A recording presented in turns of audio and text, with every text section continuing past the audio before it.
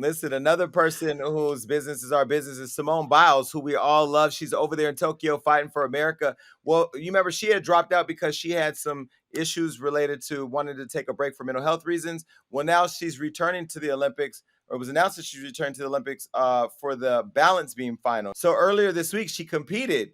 And the good news was confirmed earlier this week. And then, now people are talking about it. And there was this whole conversation online of whether or not her, Naomi Osaka, and other athletes who are Black folks who are out there fighting for America should have even gone or been considered if they needed to take these breaks. And I'm saying, how amazing is it that people who are at the top of their game decided to take a step back in order to make mental health, which is a taboo subject in our community, such a prominent conversation. I'm here for it.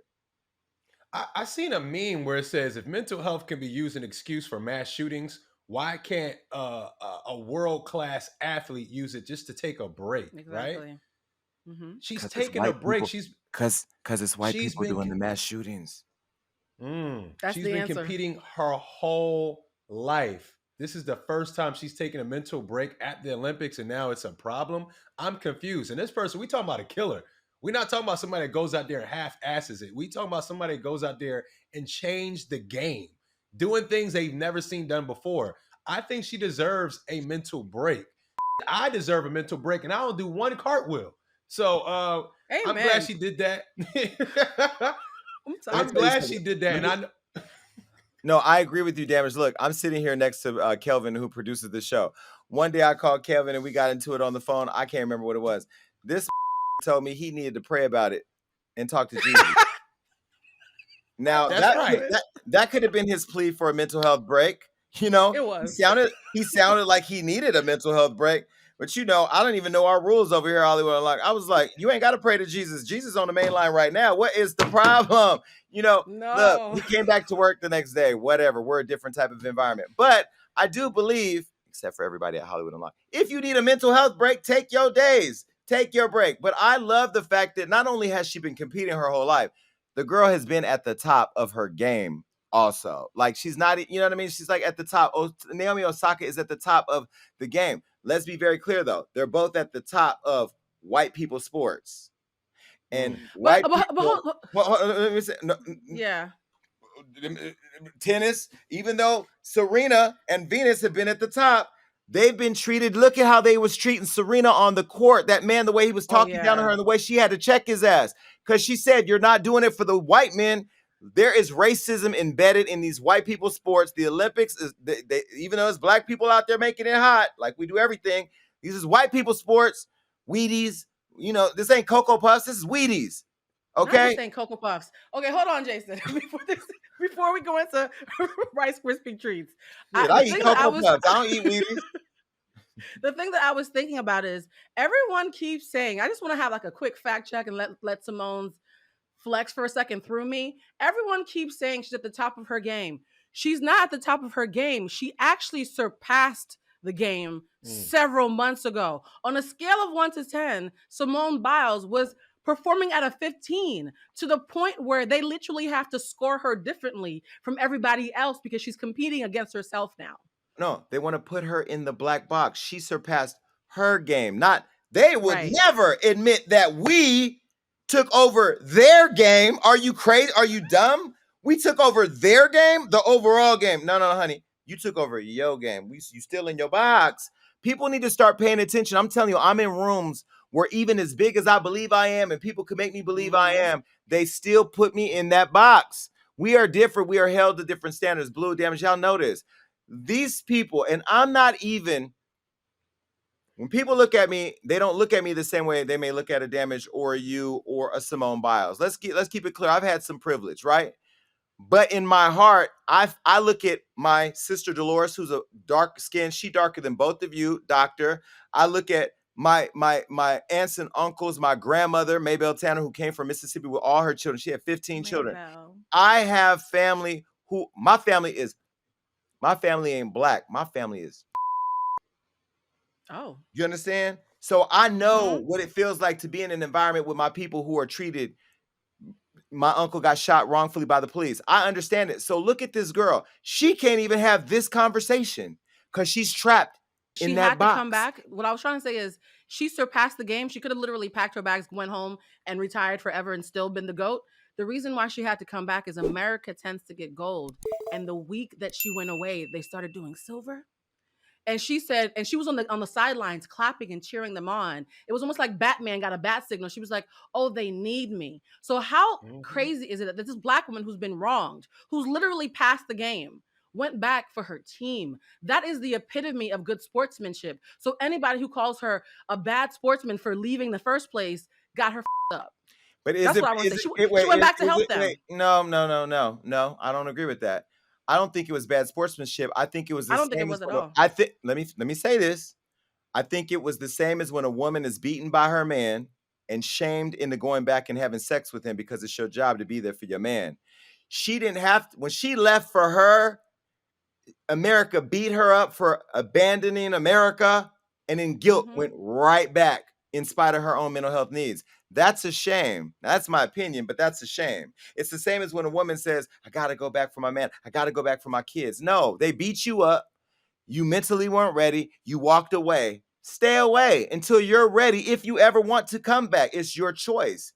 And I feel like, again, people put a lot of pressure on these athletes, but specifically Black athletes. And again, Damage, you watch sports way more than I do. I don't, I know that there's a field goal at the NBA games. That's all I know about sports. Right. That's my point. But Damage, you see firsthand how athletes are treated, even like a LeBron who's held to like this godlike standard where he has to always perform at perfection. And Giannis, look at this guy who just won the NBA championship. He's one of the nicest guys. They even talk crazy about him. They treat you like a workhorse. They're like, no, girl, you can't get tired. You're supposed to get out there and yeah. Like, oh no, yeah, exactly. Now America's all about Team USA. We're the country. We're united. Since when? Because the Olympics is on TV now? If I was Simone Biles and all them, I would have never came back. F y'all. I'm definitely gonna make the Damage horse sound a sound. That was a lot at the show for sure. Listen, I was minding my business while my team was managing other people's business, and it was Twitter that was going crazy about shade that was apparently thrown at Shikari Richardson by Nicki Minaj. Now, before I say this, I wasn't even on Twitter that day. Don't know anything about Twitter, but Shikari had posted a tweet saying, "quote Are you missing me yet?" to her Twitter. After the U.S. team fell short of winning a gold medal in women's track. Well, Nicki Minaj posted a tweet right after that, congratulating the Jamaican track team. And this is what she said: "Queen tings, you bitches can't relate, and that's okay." Now, Barbs were going crazy saying Nicki's been supporting the Jamaican team, or Jamaica. That's Nicki supporting Jamaica. A lot of people were saying the timing was off. There were other tweets that Shikari had posted about Nicki in the past. She said, LOL, is it just me? But Nicki Minaj in Barbershop was kind of annoying. Yeah, so people are making the connection and saying that was why Nicki was shading her.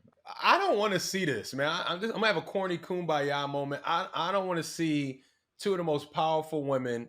And Shikari Richardson, she's powerful. What she's done has been groundbreaking. Salute to her. Salute to Nicki. I don't want to see them go at each other. It's not what we need right now, honestly. Now, if Nicki is supporting, the Jamaican track team, that she can do that, but we don't have to shade each other. To me, I don't like it. I'm sorry for the kumbaya moment. I feel like we need, right now in 2021, we all need to stick together. I'm not for it. My bad. Sorry, y'all. No, I don't even think it's kumbaya. I think it's a reach. I actually don't think Nicki was shading her at all.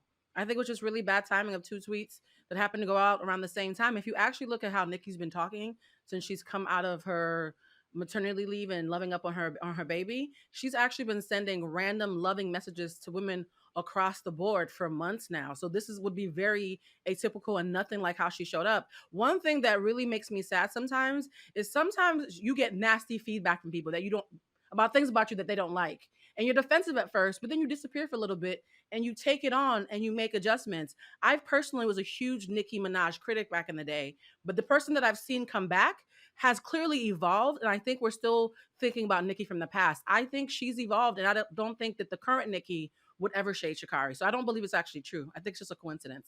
Well, I wanted to think that too, but unfortunately, there's a lot of information out there that I'm gathering that I have yet to put out yet, and it's Oh no, coming. I was The one trying. thing God damn. the one thing I will say is that Nicki is very strategic in how she does things, right? Like I wanted to call Nicki last week and try to piece it up. I was going to get her number and all that. But then I started hearing rumblings of different things, people she's allegedly bullying, things that she's liking on Instagram. Recently, she did a song with Bia, who I love. I was just on a flight where I was sitting next to Bia, who's a talented rapper. She has a new song out called "Whole Lot of Money." Nicki's on the remix. There were all these tweets that Bia had where she was talking about how much she liked Cardi and wanted to work with Cardi or whatever. And then the minute the song dropped, all those tweets are now gone. It's not coincidence. You know, Nicki, I think, is perfecting not putting her fingerprints on things because she doesn't want to be perceived for who she really is. But I think that, you know, there's just very, very interesting things happening in the world of Nicki Minaj. And look, I want her to be the queen that she deserves to be. But until she grows up and grows past this petty bull, the perception of petty, she's going to continue to be drugged. Now, all the barbs are going to go crazy and they're going to say, look at Jason's attacking Nicki Minaj again. No, I'm only saying my opinion. I'm looking at what I'm seeing, and I'm hearing things in the streets. And it's going to be interesting to see how things work out.